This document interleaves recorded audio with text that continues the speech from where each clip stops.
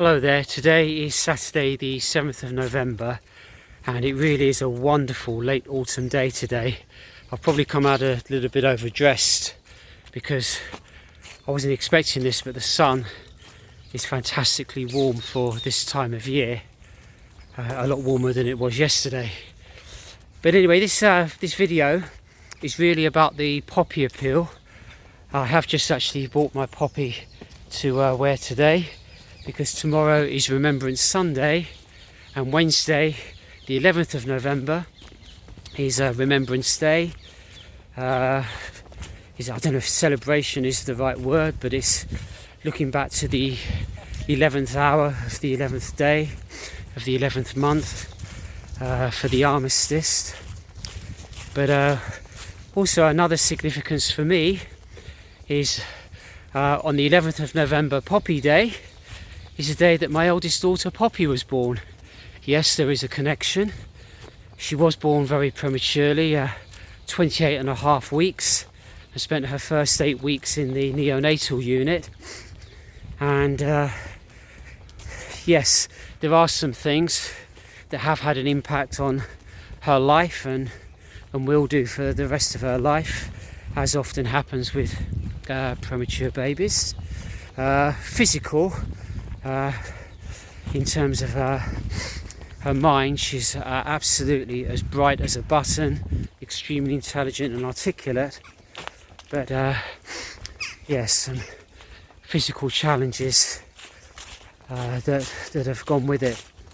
Anyway, I won't dwell too much on that, but I just wanted to say that for me this year, Poppy Day has two meanings, because yes, she will be 30, by the way, so that's another significance. She turns 30 on Wednesday. And the other thing I wanted to say is, it only really came to me yesterday. I heard an item on the radio talking about the Poppy Appeal, and normally, of course, they raise their money through a lot of fundraisers being on the streets and people buying their poppies, which thank you, which I've got today. But with the lockdown that we have in England now, of course they can't be out on the streets, and that has severely restricted and reduced their fundraising efforts. So what I heard yesterday is the Royal British Legion have come up with some creative ways, and good for them, of how to raise money in alternative ways. And so during October and November they're doing a fundraising appeal, and this is where people can walk or run or walk, whatever distance they choose, and then they raise money for the Poppy Appeal through the Just Giving page. So this is really a video, a promotional today, that I will post on my Just Giving page. And yes, if you could make a donation, that would be fantastic. And what I aim to do is on Wednesday the 11th, today I'm just doing my normal walk day, and most days I will walk somewhere between 10 and 14 kilometres, which is in the region of 6 to 8.5, approaching 9 miles. And what I thought I'd do is on Wednesday I will stretch myself. I have had longer walking days, and maybe 15, 16, 17 kilometres. I thought what I would do on Wednesday is stretch that just a little bit more and walk 20 kilometres. And so 20 kilometres is about 13 miles. And 13 miles is the equivalent to a half marathon. So I thought that would be my target on Wednesday, a half marathon walk, 20 kilometres, 13 miles. And if you could make a donation to help me raise funds to a great cause, that would be fantastic. And just to let you know that a £5 donation, that will buy a handrail for a military veteran. £25 donation will fund food and accommodation for one night. And another big issue that we have in these pandemic times is, of course, even more so, a lot of these people with the families or the military personnel, the veterans, are facing loneliness, isolation, homelessness, poverty, a struggle to feed their families. So I think it's much more important than ever that we support the Poppy Appeal, the Royal British Legion, to help these very worthwhile people. And a few other things I thought I'd throw into the mix here. I just did a little bit of research before the video, and it's estimated that in World War I there were around 10 million military deaths, 7 million civilian deaths, and I think that on top of that there were another 7 million that went missing or were imprisoned. And in World War II there's estimated there were around 50 to 80 million deaths, of which 38 to 55 million were civilian.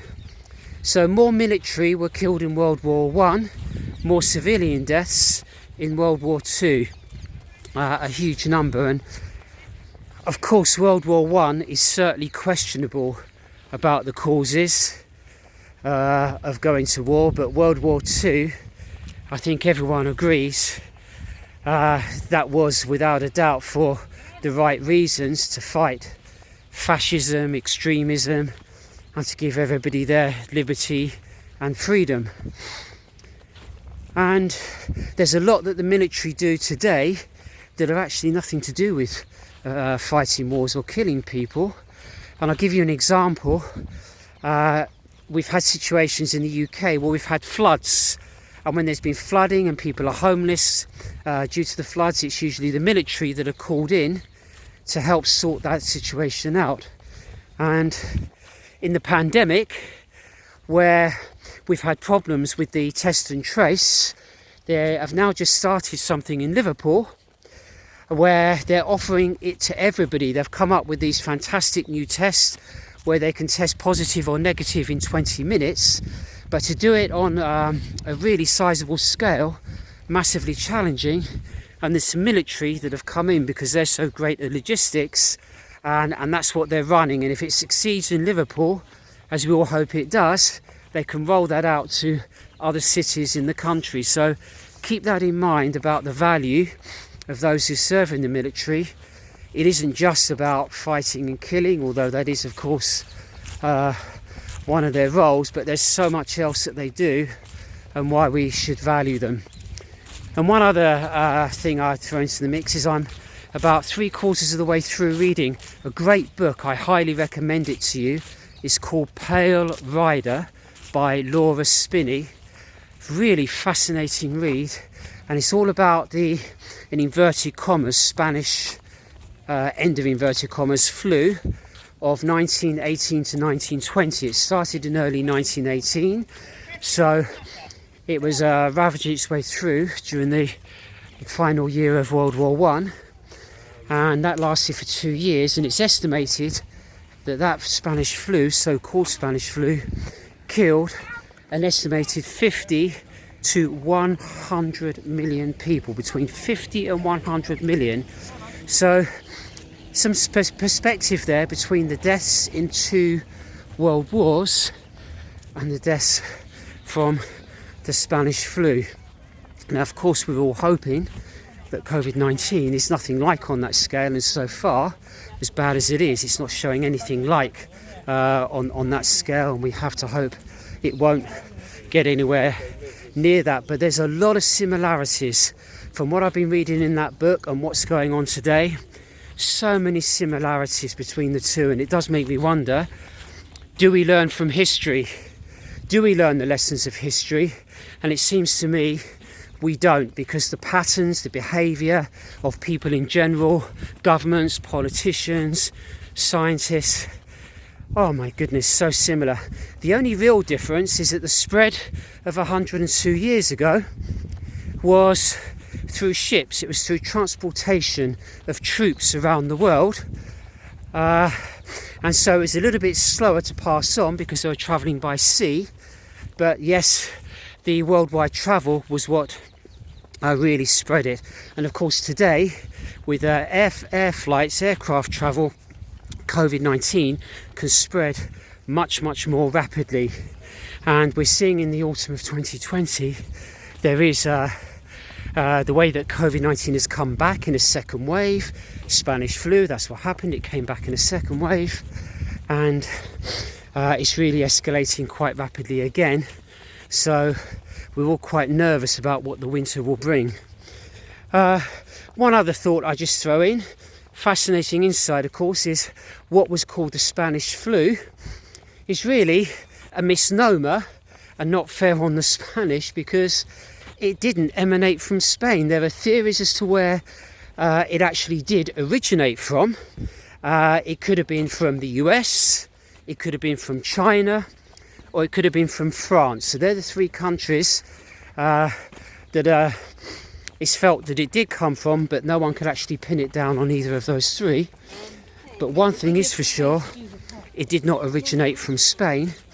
It only came to be labelled the Spanish flu because whereas all the other countries had a media cover-up because they did not want to alarm the public, at that time Spain was much more free in terms of media reporting, press reporting, and so the first stories of this flu came from Spain.